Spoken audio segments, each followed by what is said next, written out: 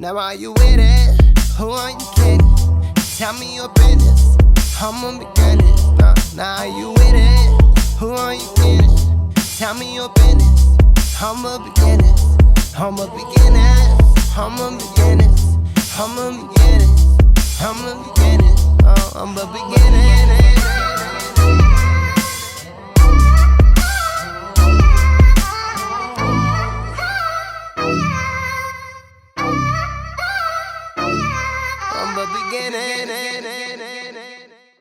Hey everybody, it's me, Chris, and I'm back with another episode of Humble Beginnings. And today I have artist, producer from Denver, Colorado, Rumin8 on the line. Hello, hello. Hey, how's it going? It's going well. Thanks for having me on. Yeah, thank you for being here. And just a little bit about Rumin8. Again, he's an artist and producer from Denver. He's creating original alternative hip hop music, and he's blurring the lines of song and rap over self-produced spacey beats. And he has a very unique rap voice and a very unique singing voice as well. So again, thank you for being on the show. And Yeah. yeah.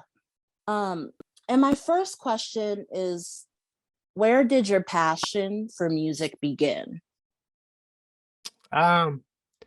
So it's actually kind of a funny story. So I really um I love music, right? Like as a kid, like I pretty much only listened to like the Temptations or like old school R&B, right? And just kind of like grew into liking more rap and like more popular music, and um never really thought about doing music. I was a basketball player. All I cared about was playing basketball in college, and trying to make it to the pros. That's all I cared about. Didn't really care about anything else. I got into music for, I think, my sophomore or junior year of high school, um in an AP US history class. So we had to do a project on the Civil War, and me and two of my buddies ended up recording like a rap on the Civil War.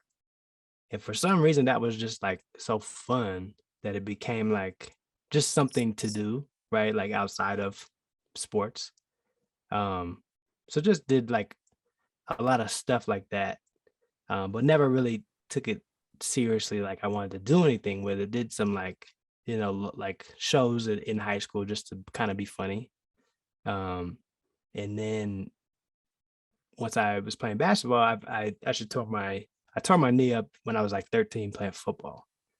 And just throughout the years, the wear and tear on the court kind of made it so I couldn't play anymore. So I played 1 year in college, small school in Kansas, and then I transferred to University of Colorado, Colorado Springs to play. And before I could even step on the court there, I had had my fourth knee surgery, and doctors told me I couldn't play anymore.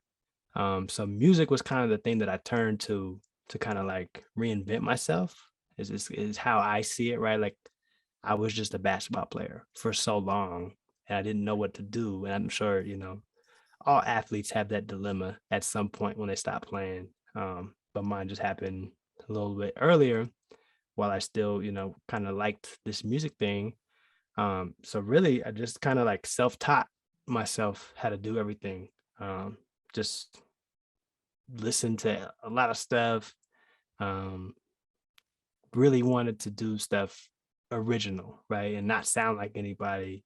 And then I got really into like wanting to make my own sound. So the only way I could do that really is like making my own beats and my own instrumentals. And it just wasn't as fun to me to like search through YouTube or find producers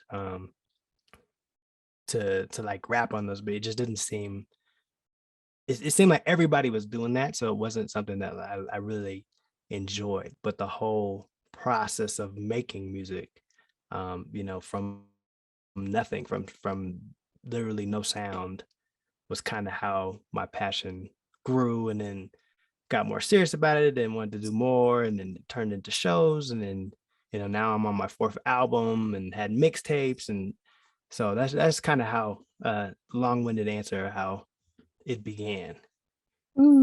That's very cool.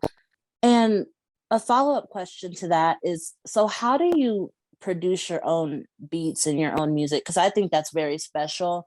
A lot of artists don't do that nowadays. Like everyone kind of just has their set producer, but kind of what tools are you using or what are you doing to make sure that you know, produce your own and keep your unique sound? Yeah, well, one, I think it's a lot easier than people think, right? Especially in that's the thing. I'm not a musician, right? I was never classically taught anything as a kid. So like people that can play the piano already have a leg up. Um, so anytime I meet somebody that, you know, plays a guitar, plays piano, like you could make your own stuff. And a lot of them do, but um I guess for me, it started with just like GarageBand and having you know, a Mac. That was like my big thing. I was so excited about because then I could learn GarageBand. And it's kind of a cool transition because GarageBand is like the free software that's on like standard on all Macs, right? And you can do a bunch of stuff on there. It's kind of limited, but you can learn a lot of the basics. You can get a little 25 key keyboard that has a little bit of pads, and you can learn how to program drums and play different chords, and you know, starts watch YouTube on how to play certain songs and kind of learn that way. And then you can get into other software. So now I pretty much exclusively use Logic Pro, which is just to me the best because it's the most accessible, right? It's kind of like it's a one-time fee. It used to be like crazy expensive, and but now it's really accessible, and you can, you know, pretty much make it exactly how you want it to be, with plugins and stuff. So um, I guess the best way that I learned to do that was by recreating things that I liked. I was like, how did they make that sound? Or like try to try to play music by ear and figure out, you know, what's the key and tempo of things and how can I reproduce that? And then how can I make something that's similar to this but has my own flavor to it? Um, so that's kind of my process. That's um for me. It's really I think it's a lot simpler than people make it. It just takes a lot of time to learn. And that's kind of the barriers. How much time do you have to put into it, right? And also how much can you accept like not being good at it? Like you're not going to be good at it for a while, but can you keep going? That's where I think is like the biggest barrier to people not making their own sounds. But it's also, I mean, it's also good for just people who want to produce, right? Because they can get really good at that and just find people who want to use their stuff. That's very interesting, and I like how you said how it's like simple, but it takes time. That's kind of how I feel about podcasts. Like it's simple Yeah, once you start doing it, but is right. it going to be perfect? Like no. The goal is to like just keep going over time. Like obviously my podcast isn't perfect, but I don't care. I've learned to You embrace gotta do a that. lot of work. Yeah, yeah. It's a lot of work for you to go in. I mean, just let's just take editing for like you have to record them, and then you got to figure out how you want to present it and kind of tell your story. And um, right, like everybody can do it, but not everybody's willing to have like I don't know how many episodes you have. I know you started like in April 2021. Yeah. It's been a while.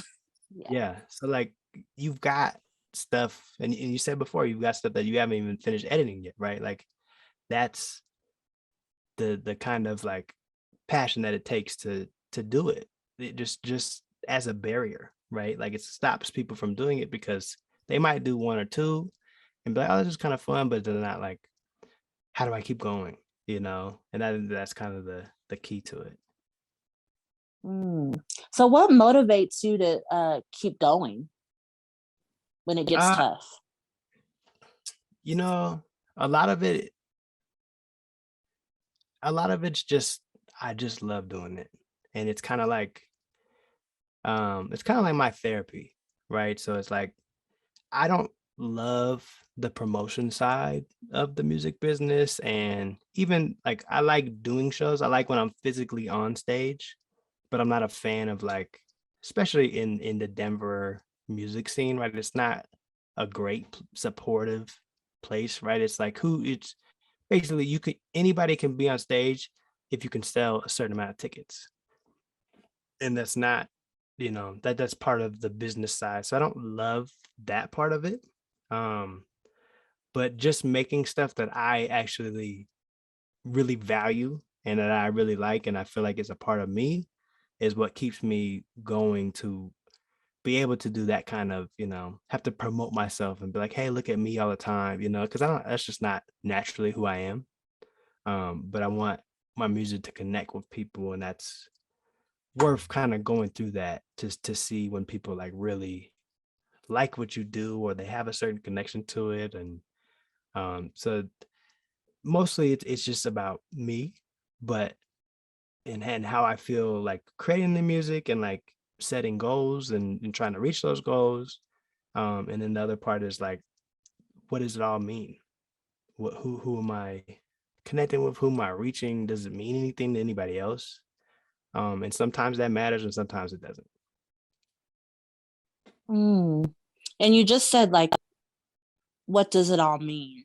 And that Hmm. brings me to my next question. So your stage name, Rumin8, is based off the word ruminate, and Right. that means to think deeply. So how did you come up with that stage name, and how does it really connect with your personality, or maybe it connects to your spirituality? I don't know, but how does it Mm. fully connect to you? That's a really good question. I'm happy that you know the word ruminate because there's so many people that look at it and they're like ruminate, like what is that? I'm like, no, no, no, it's ruminate, like to think, and I think part of it is like my style in like a rap lyrical sense, right? Is like I'm very analytical. And then that's just how I am that way just as a person outside of it. So like the people that know me is I think really differently on things.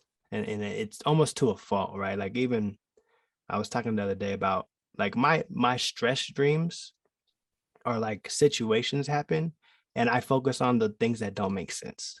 And I know I'm sure it bothers some people, like watching movies with me or something, I'm pointing out like that doesn't really, what does that mean? That doesn't make sense. That kind of stuff. So that's kind of my where I draw from to musically is like I'm thinking overthinking things a lot of the time, but I put it into perspectives. So that word I just feel like resonates me. And then the other part of that is like I love numbers. I've always been as part of the athlete, right? I've always been connected to certain numbers. Um, and like my playing days, I was always 32.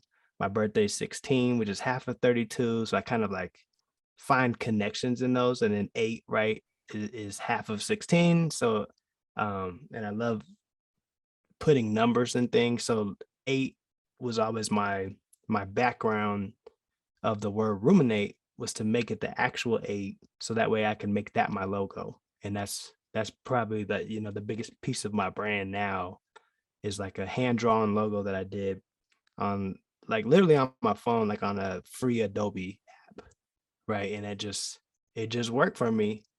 And I think it helped me tie things together because before Ruminate, I just would put out like I think I have maybe one mixtape as just like my regular name. And it helped me to kind of disassociate my personal life and like that, basketball player or, all the things that I am to people, son, all that stuff versus actual like artists. And it just once I like thought of the word ruminate, it just like really resonated to me. And um I don't know, for some reason like the number, the logo, all that kind of like came out of the first like thinking of that name. So I always stuck with it. Oh, that's pretty cool. And Yeah. just out of curiosity too, like, how do you create your songs? Like, where do you get that inspiration? What's the songwriting process like for you? So it's it's really evolved. So I would say before, like when I was first starting, like not releasing any music, not really like taking it seriously, I just loved certain songs. So like especially the piano, I think like one of the first real songs I learned to play like on the piano is a song called Boston by Augustana. And that's the only song I even know of that group. But it's just a beautiful melody of piano. So I was like, well, like this is way different than what my music sounds like. So let me see if I can try to incorporate it. And then when I did that, I realized like I can replay things and change the instruments and make it sound so different. And that's kind of where I like found my sound through time. So now, fast forward, 2022, I'm talking like 2013, 2014.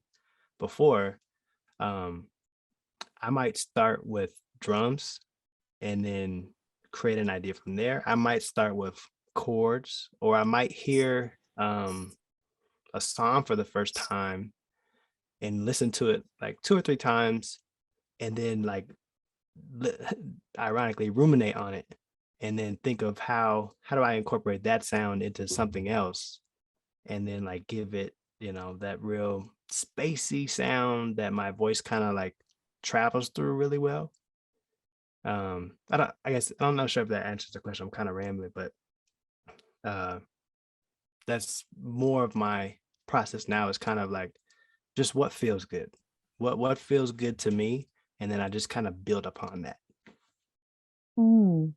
And you mentioned spacey. So could you kind of describe what that means when you talk about being like spacey or using that kind of concept? Or I don't know Yeah. if it's a genre per se.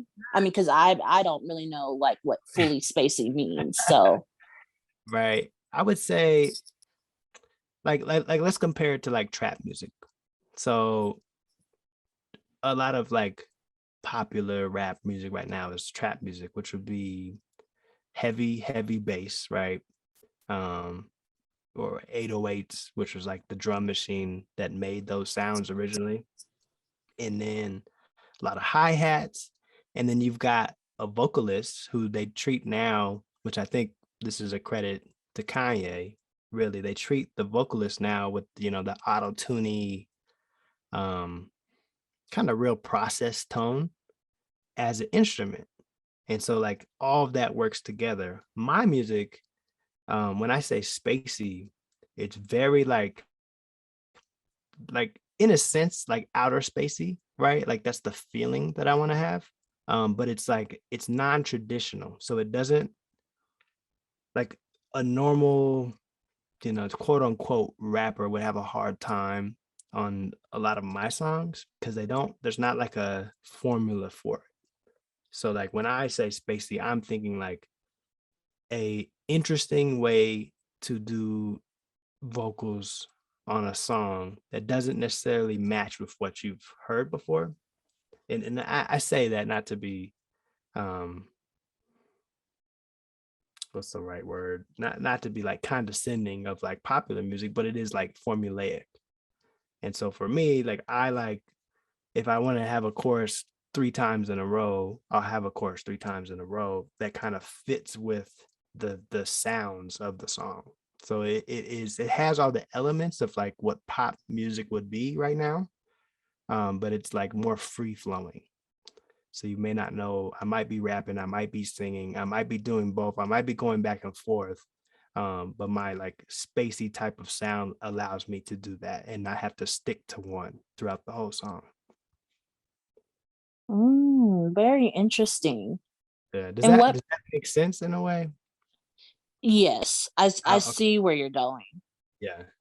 It may not even be the right word. That's just how I like, the feeling of it is how I would describe it, as spacey. Well, I kind of like the use of the word because it's different. And I Yeah. think people should be able to define the music that they're making. It's your music and your concept. So yeah, I mean, Okay. that's kind of the beauty of having a creative mind too. You get to decide, this is like how I want to label my creativity. So Right. Right or wrong, I guess it's just what I see it as. yeah, yeah, and Yeah. there's nothing wrong with that. That's your point of view. And just like kind of speaking of just again with the whole lyrical part, what prominent themes do you incorporate in your music and why? Uh, I guess I mean the biggest one is just thought, like a different perspective. So I like to try and think of things and then like analyze them and then break that down with that what it is analyzed to, while staying like in a melodic tone. Um, I don't necessarily try to do that on purpose. It's just how it ends up working. Like a lot of the songs that I start, I don't have a concept. I just have a feeling that I can feel. And then in time, I might say a line or sing a random chorus that's just mostly gibberish.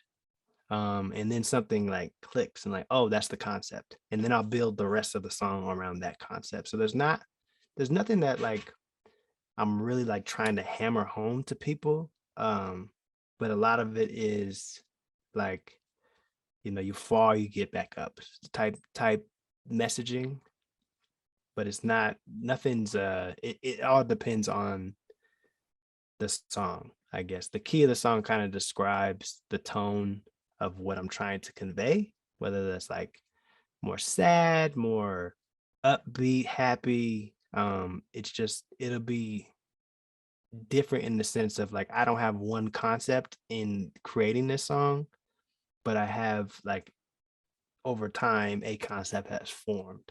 So and it's just kind of like what the music tells me while I'm creating it or what moment I'm in that kind of makes that. Hmm. And how do people receive your music? Like, what's some of the feedback you've gotten on your music? Like, do people understand what you're conveying in your songs, or you know, just Um, curious? I guess it depends. I think some people like because I do a lot of different types of songs. So some people just love like, the beats and they'll be like, oh man, that's really cool. I like how you did that. But some people, I think it's hard to understand in a way, which like sometimes you have to sit with it. And that's the kind of music that I like. So that's kind of like my goal, right? Is I don't want somebody to be able to listen to it one time and then just get it. And like, oh, it's really simple. I get it.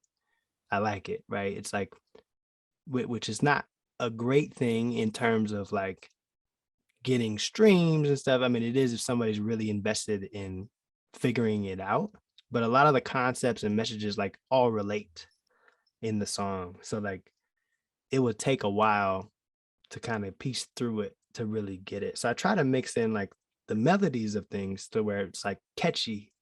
Um and then people like that, then the more they listen to it, the more it becomes like a whole different thing.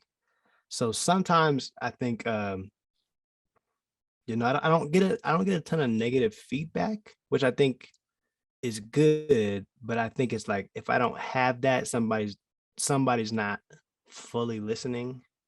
And so the rare times I do get negative feedback, I actually like it because it means that they tried to find something in it and either they didn't find it or they didn't listen to it enough. And that tells me it's not catchy enough or it's not grabbing people the way that I think it should, and I got to switch things around. But most of the times, I get like comparisons. Like a lot of people who listen to stuff or like friends of friends, will tell me like, "Hey, I was playing your songs the other day, and somebody thought you were Chance the Rapper." Right? I get that. Probably most of any artist is probably Chance. I get J. Cole sometimes, even though I see Chance more than J. Cole, but I get a bit of the comparison. So I think it's part of like trying to stay in that pocket. Um, but yeah, it varies. I think you either um get it or you kind of don't. And that's just kind of how it works for me right now. Mm, that's pretty cool. And everyone listening, you just heard that he's looking for negative feedback. Right. I'm just kidding. Like, don't purposely send him negative feedback. But seriously, like if there's something that makes you think and you like a song, then go for it, Yeah, you know. yeah. No, I mean I welcome it. I know it's not for everybody, and that's not why I'm doing it, right? I'm not looking to make things that everybody loves right now, right? I'm looking for things that hold up over time, and people can relate to if they give it a chance. And that's probably the hardest thing about today's era right now is we don't nobody has any kind of patience, or everybody has a form of ADD. Like, it's not focused time on things unless you capture somebody. And that's where the challenge for me is, right? And that's kind of a fun challenge. Hmm. So you said like capture somebody. So I'm curious, what song has really captured your audience? Like, is there a popular song that gets the most streams or Yeah, I think well, a couple, right? So one, and I know, and we'll get into this in a little bit with the covers, is I did Lil Uzi Vert's EXO Tour Life, which is like his biggest song, right? So I think a lot Mhm. of that is like people looking for EXO Tour Life and see, oh, who's this? Isn't Lil Uzi Vert, who's this, right? And so like that one I think is really big because it's got a piece of familiarity that people already understand, so they don't have to dive into my catalog, right? And then try to understand me. They're like, oh, I already get what this is. And then they like how it sounds because it's a little different. It's less, Lil Uzi Vert. It's more um alternative rap, right? It's not just I don't know how to say it, but it's a little more lyrical, right, than it would be. So there's a little more to listen for, but it's still got a piece of familiarity. So I think that does really well. From original pieces, I have a song from my latest album, Look Up To, and it's called Can't Swim. And the concept there is kind of about how like you hold things in so much that you can't actually, you're drowning. And so it's like you can't swim. And then it goes into like a deeper analogy, right? Of like, majority of Black people in America don't swim well or don't know how to swim, and that there's a whole line of history on why that is. And so it's a bit of a metaphor, a bit of reality.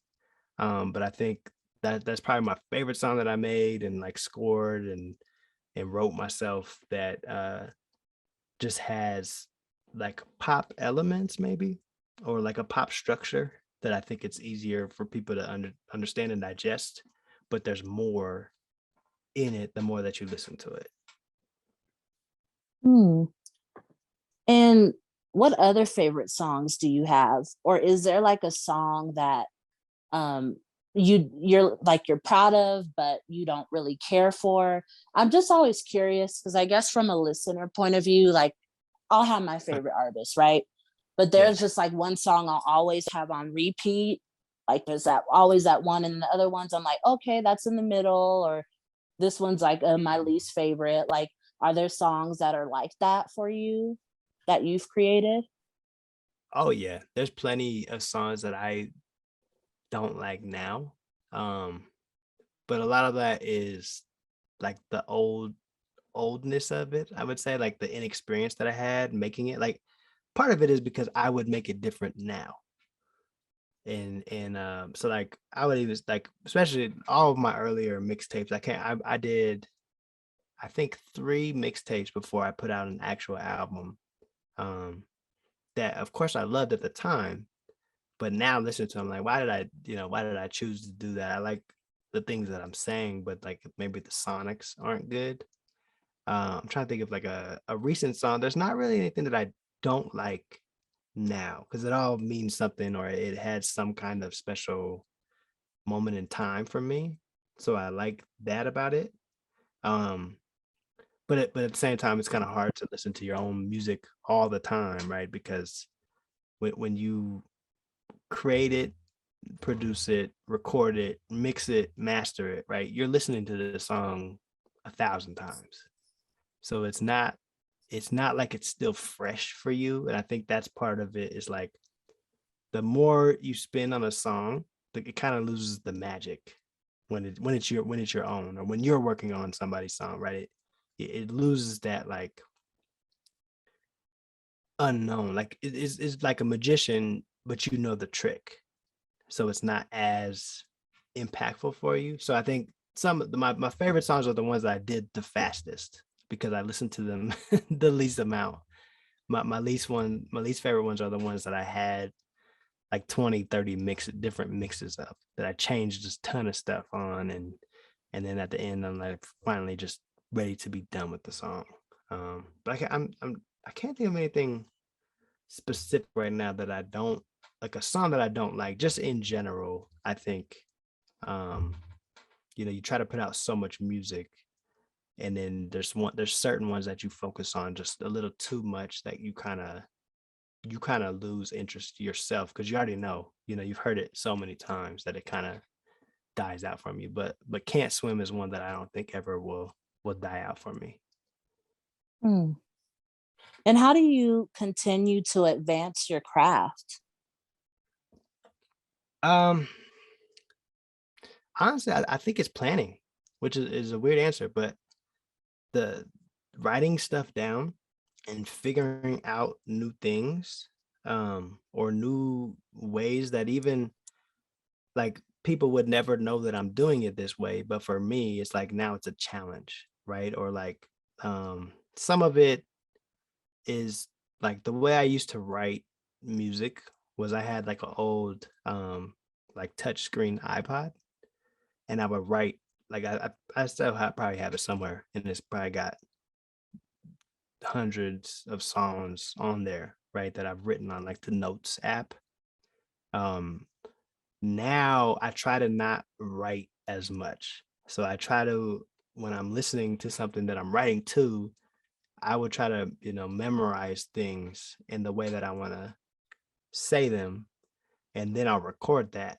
And then I'll go back and then like fill in the parts that don't quite make sense or that I can't that don't feel like I articulated well, things like that. So it's like a progression of it's not me reading off of a piece of paper or iPod or a phone or whatever. It's me like really constructing my thoughts within my head. And that's how I feel like I become better at things.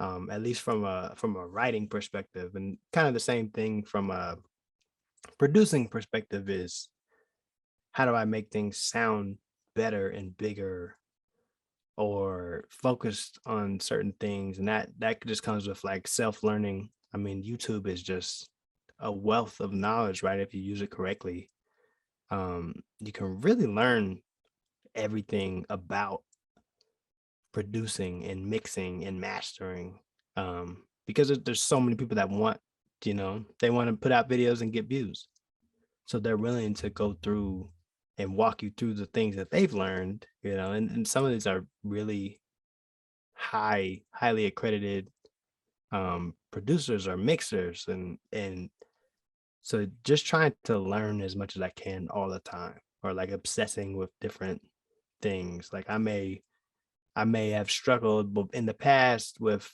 a bass line conflicting with a kick, and so it's like now I'm obsessed with finding how do I make these two things work together without being too loud, without muddying out all the other sounds, um, and make it like studio quality, right? Or not studio quality, but like big money studio quality. What are they doing different than what I'm doing, and how do I expand on that? Without losing my creativity, but really pushing to really sound like the biggest new single that just came out. right? And that's kind of how I try to push myself, is by comparing, like, what did I just make and how does it sound if I just listen to something on the radio that's huge right now? Does it sound like it fits? Does it sound like, what is this? Does it sound like, sonically it can compete? All those things is kind of how I measure it.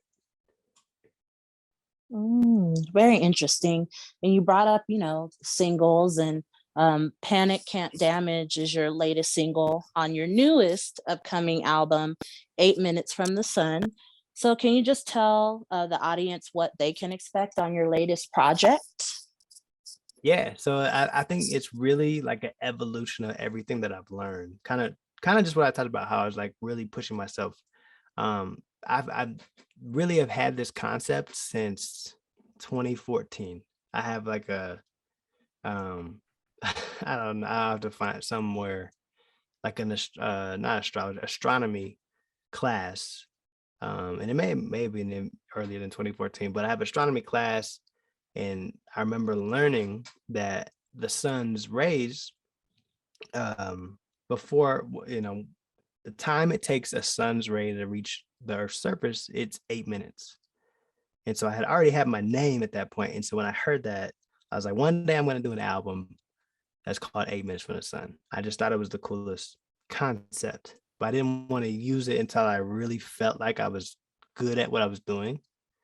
So now I feel like this is the perfect time, because I put out, my first album's called Coat Pocket Diaries, and it was kind of a play on Malcolm X's journal that he had in his pocket, his breast pocket, when he was shot, and they recovered it. Nobody really ever found out what was in it.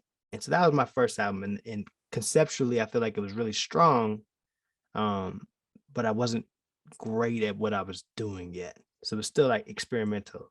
And then I went to Look Up, and that was all about trying to get people to see, right, and not look down at their phones so much, and like live in the moment of what's going on. And I felt like that was a really big jump from the first album to the second album.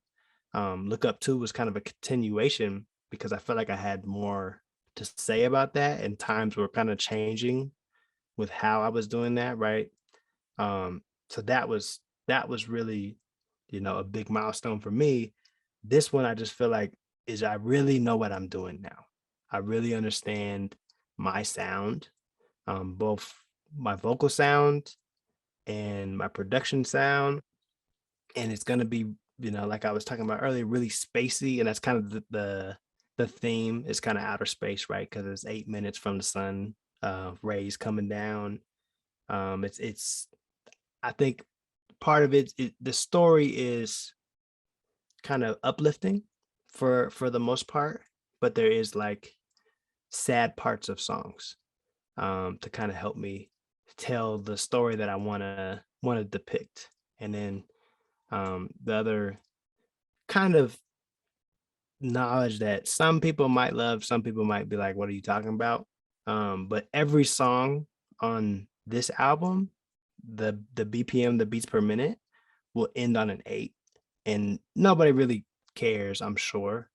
But it's just something for me, to kind of pushes me and challenges me to, like, I have to make all of these songs end in an 8. So whether it's 88 beats per minute, 98, 108, 118, those are kind of awkward um numbers. Like, typically songs are 120 BPM or something. Most pop songs are pretty, usually end on a 0, 130, 140, stuff like that. So to make everything end in an 8 kind of just gives it, again, a different sound, which would be great. But it's definitely a challenge, because it doesn't sound like most popular things right now. But I'm really excited about it. I think people will really resonate with it, and then there's going to be something for everybody, I think, on there. That's pretty cool, and I like, the part that you're making sure that your songs end on an 8, or, the whole concept is, like, followed through. Um, Yeah, like, some people I think will appreciate it. I don't know. You would never know, right? Unless I tell you, I'm sure, unless you went up and, you can always go to like songbpm.com and look it up for any song that you want. But it's not like somebody's gonna really, dive deep into that. But hopefully somebody will catch that and be like, oh, that's actually really cool. But most people are probably like, oh, okay, I don't really care. Just does it sound good or not, Yeah, that makes sense. And I don't know, it intrigued me when you said the number 8 because I'm kind of big on like numbers. So like I think of 888 and that's like a good number for like success, prosperity, something of that nature.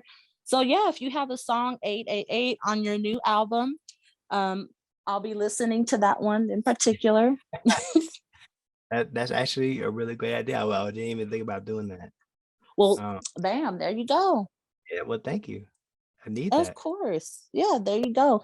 I'll be looking forward to your future single 888 or something that ends in that. Or like the whole song is 888.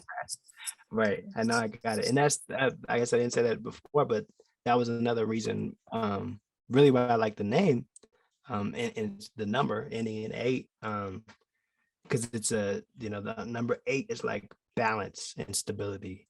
And that's kind of where I am. Like when everything I do, I feel like I'm above average at everything and just like, but just not like great at one thing, right? It's like I'm very balanced. And Hmm. of course, if you believe in astrology, I'm a Libra, so that makes sense. Ooh, that's cool. So it ties into it as well. But Nice. Okay. Um, and just speaking of like your music and your albums, what do you see for yourself in the future? that's a good question. I don't know. I really think if I can pull some kind of like real success, I would like, to do music full time, and kind of make that my profession, right? Which I've been working towards that, but I have been, pretty successful in the career, that I'm in. So it's a little hard to kind of not do that as well, right? That's the hardest part is trying to do both of those, but that's part of me, right? It's the balance of doing everything. So I hope that right now, like this label, which Ruminate Records is like a LLC, it's a label. I hope it can get big enough to where like I can sign other artists. I can work with the big label companies and um kind of have like a stable that would be under Ruminate Records. That's kind of maybe not similar music, but similar ideologies and thought processes and something that can really be a big brand. Like I see my biggest thing that I sell are my 8 hats. Really just a big 8 on them. And it's really simple. But I think they stand out. So I think at some point, if I can sell, 1,000 to 20,000 hats around the world, I think that would be like a great success for me. Oh, that'd be cool. And just for people listening that are hoping to pursue music or um, get into the industry or just do it independently, what advice would you give to them?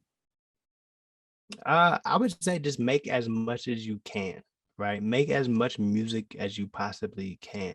I think that's the only way to get good at it is you make a bunch of trash music first, right? And it sucks because it's not fun to make bad music, and that's kind of what I think stops a lot of people. Um, but you have to make it, right? So, some people don't have that period of making bad music, but most of us will. And it's just about, there's different aspects now, and it's different than it was. So it's not necessarily about the lyrical aspect or the musicality or how much music theory do you know. It's like, can you create a certain vibe that people really rock with? And if you can, then you have something. And if you can make something that is a unique vibe, um, then you have it, right? You have all the things that you need. You just have to keep doing it until something kicks off. I think I can't remember who said it, but I think like typically big artists that we know now, they put out 30 plus songs before they were ever big, and 30 songs is a lot, um, for an amateur musician to put out. But it's like that's kind of the number that it takes. And of course, for some people, it's gonna be a lot more. But I think it's just put out as much as you can, make as much as you can, write as much as you can, um, and find your own confidence within yourself by doing that. You know, but that's my biggest pieces of advice. I just think, even the greats will, you can hear conversations of them talking about they just really do it a lot, and that's the best way to learn. That's the best way to get better, and that's the best way to be successful. Yeah, I definitely agree with that. The part of just doing it a lot, and it's hard, but Hmm. unfortunately, that's just kind of how the world works, and just kind of how I feel like the universe works. Like they want Right. it. I don't know. I'm big on like the universe or God, like looking at, okay, what effort do you put in? Is it consistent? Because it's like if you put in that consistent energy, it's going to match on the other end. So yeah. Well, it's funny you say that, because I think that's an interesting concept, right? Like I don't think that what you put in is what you get out. I think you always have to put in more than what you get out. Mm, And, okay. and people don't, I think people get discouraged. They're like, I'm working so hard and it's not working. But it's like, yeah, but that's kind of how the world works, right? Like everybody, like you think about like Olympic athletes, right?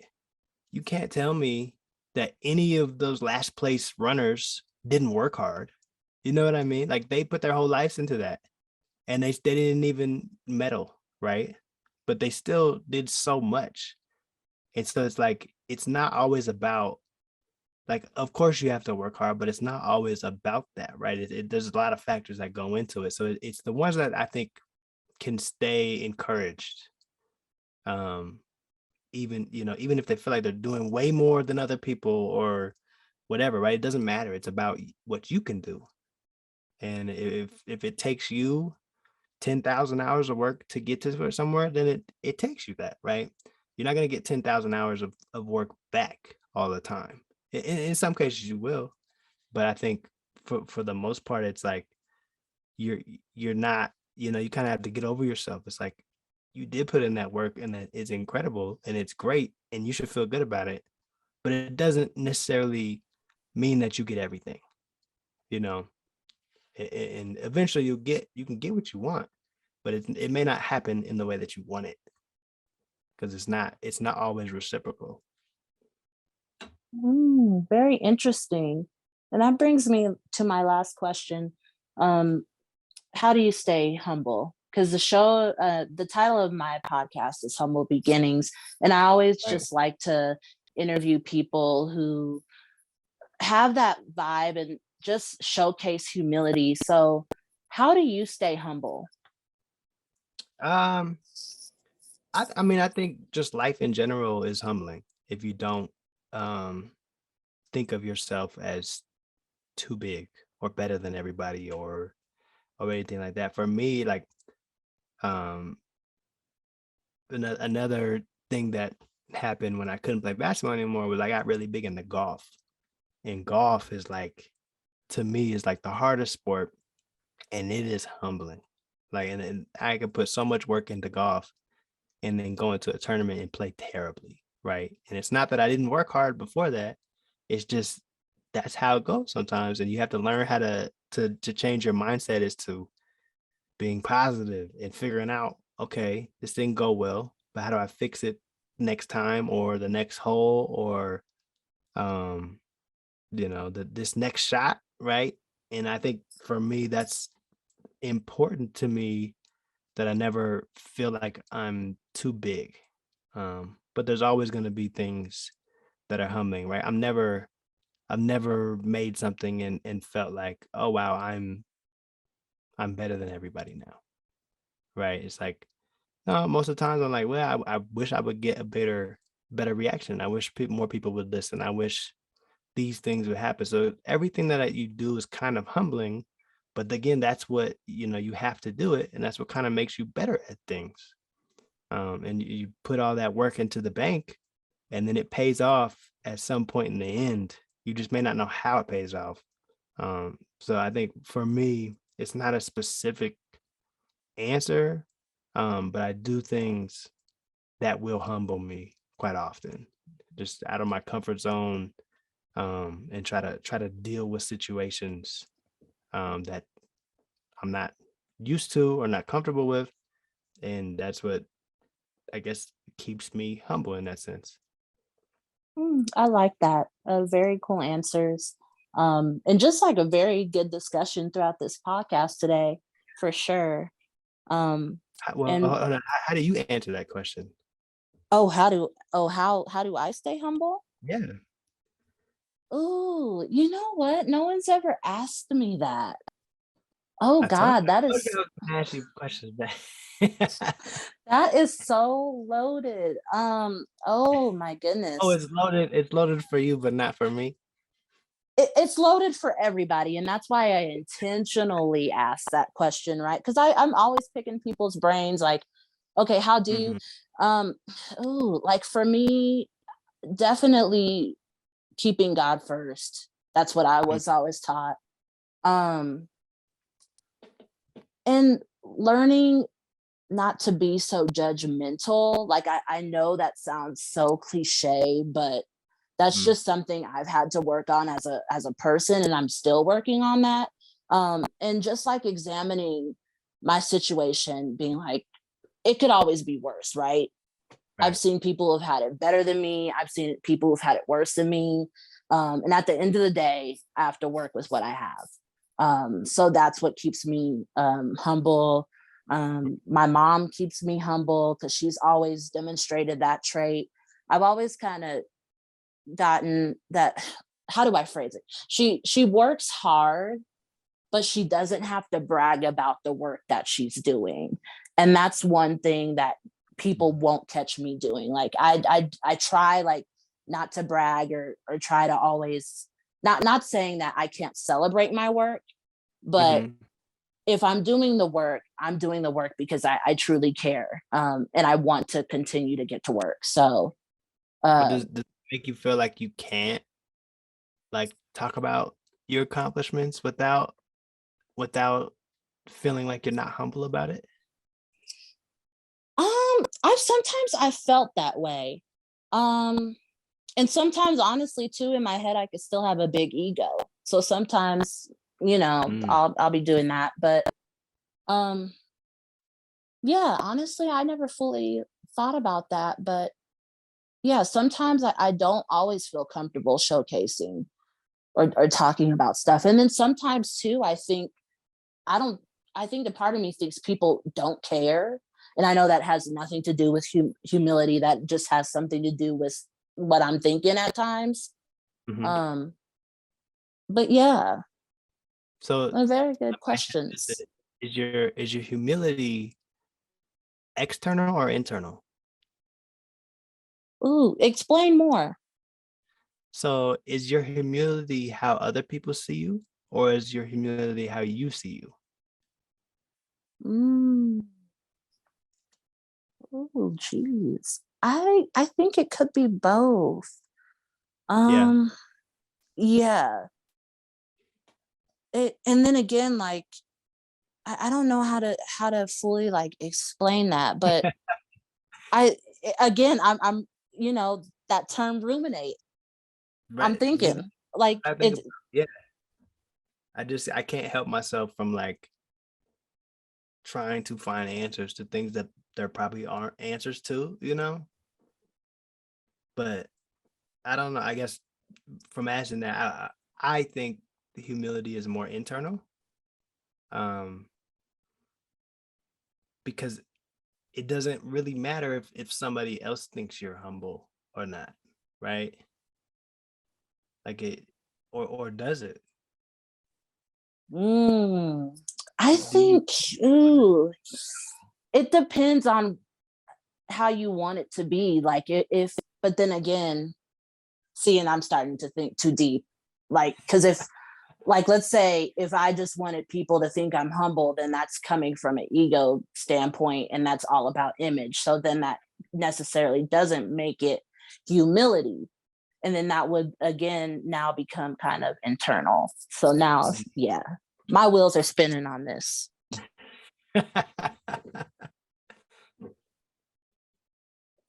Yeah, that's that. That's sorry. It's a hard question, but It really is, but it's a good question. And that's something I want to just continue to think about, because I like have my basics about how I'm humble, or at least, internally I do feel that way. yeah. And I do know other people have told me that they see me, showing that characteristic, but it just still makes you think. And I think that's like the beauty of that question, is it's like kind of a growth question too, like assessing, where you're at, kind of doing Hmm. a heart check almost too. Yeah, because I think your answer will change depending on where you're at in your life, or what time period you're at, or how you're feeling. And so I don't know. I think maybe it's another thing that needs to be balanced, right? It's like, how can you be humble, but how can you also, prove to people that you're doing well, in a sense? Mm, Or do you even, is humility not even needing to have people know that you're doing well? I don't know. that's very true. And I think there's just like always going to be that like internal need a little bit of wanting people to know that you're doing well, but I think too it's also about controlling that in a sense, because I in my head I don't want to get overly full of myself. Like, yes, I still want to celebrate, Mm. and I still want to showcase, but I don't want to overly get ahead of myself. And partly too, I'm just an introvert, and I also kind of like, I think not oversharing and overdoing keeps me a little bit like mysterious, and it kind of just keeps like a little privacy to myself. Um, but then again, there is value of sharing, right? So, um, sharing your work and showing people what you're doing could help, free somebody else or help encourage someone else to take the Right. step they've been wanting to take, right? So then you have that in the mix. That's interesting.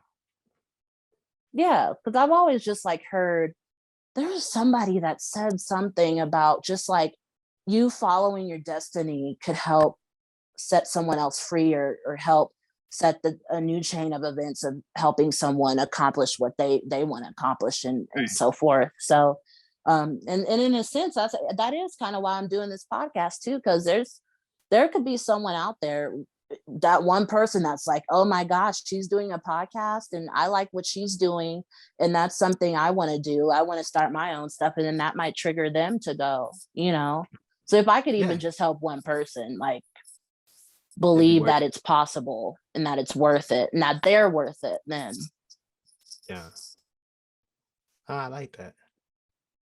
mhm, yeah. Um, well, again, that was an unforeseen chain of events, but that was very good. That was good. You know what? Yeah. Shoot, you might need to come on my show and host one day and just ask people that question. Oh, I'd be happy to do that. That'd be fun. Or you could start your own podcast too and start asking that question. Oh, no, no, I'm not coming into your space. No. No, I mean, I don't know. I think I wouldn't be. I don't know if I'd be great at it. I don't know if people would want to like listen to the confusion that I cause all the time. Would you ever, But this is like my last question, but would you ever write like a book on like philosophy, or just like something, like how people will write kind of what they kind of see the world as, or like kind of just some guiding like principles that they've come up with personally, or I hope I'm maybe, making sense. yeah, no, no, no, you are. I don't know if I would. I don't think I would, because I don't know if I would ever be in the headspace. The one, I feel like I would need like a real like PhD in philosophy, right? And like really study people to understand philosophy. Like I'm really interested in like um but kind of dumb, but have you ever seen the show The Good Place? No. Mm-mm.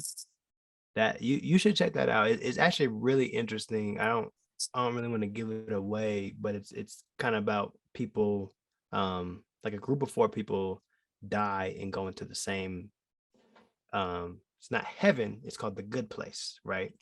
And Mm-hmm. it really interesting twist. But one of them's like a philosopher, or like a teacher, philosophy teacher. And so like a lot of the show is based on some of the philosophy that would kind of make sense in like an afterworld. It's really kind of different, but I don't think I would ever like have enough of the answers to really like be like, oh, this is how you should think about things. I'm more like, I question things more than I would answer them. So I don't know if I would be good at like saying this is the way things are. I would be able to like observe and point things out, but I don't know if it would be like, if I would be even qualified to say how I, you know, think things if it's not in music, right? Mm-hmm. So I guess the answer, I don't think I could. Um, but I would love to like dissect that kind of for myself. Mm, very cool. Well, Ruminate, again, thank you so much for coming on the show, Thank sharing your insights, talking about your music, flipping the script and asking me that question.